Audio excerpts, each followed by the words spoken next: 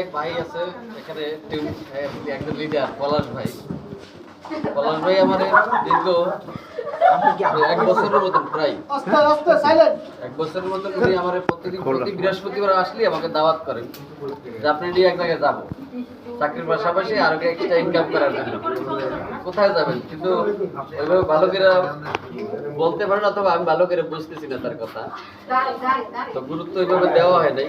একদিন 1 বছর পরে আমার অফিসে, আমি একটা প্রাইভেট কোম্পানিতে জব করি, ওইখানে আমারই এক কলিগ বিপুল দা, যিনি আজকে এখানে আছেন উপস্থিত, অন্য একটা গ্রুপে কাজ করেন যদিও, তিনি আমাকে এই অফিসে যাওয়ার পরে আমি তারা প্রশ্ন করলাম কি অবস্থা দাদা, কি কেমন চলছে।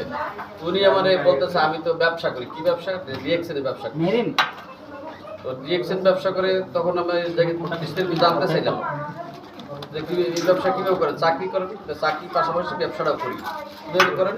তুমি বিস্তারিত আমার বুঝাইলো। বুঝাবার পর ব্যাগ থেকে একটা সাবান বের করলো, সাবানটার ব্যাপারে উপকারিতার কথা জানলো, এই সাবানে এই উপকার। তা আমি শেষে বললাম ঠিক আছে তাহলে আমার একটা সাবান দেন। তো উনি একটা সাবান দিল, আমি তো কত টাকা আগে ব্যবহার করেন, পরে টাকা দিয়ে। এই সাবানটা আমি নেওয়ার পরে বাসায় নেওয়ার পরে ব্যবহার করলাম। যেমন আমার বাসায় সাবান কখনোই দিতে পারে না, সাবান দিতে গেলে গা চুলকা অনেক। এই সাবানটা নেওয়ার পরে, সাবান দেওয়ার পরে বলতেছে না, এই সাবানটা নেওয়ার পরে কোনো বুঝলাম না, কোনো চুলকাই না, সাবানটা আসলে ভালো। উনি এই কথাটা বলার পরেই আমার একটা বিশ্বাস জন্মাইলো যে আসলে তাহলে ঠিক আছে, এই কাজটাও করা যায়। দেখি কি। অসংখ্য ধন্যবাদ আমাদের আমির ভাইকে, সবাই একটা করতালি।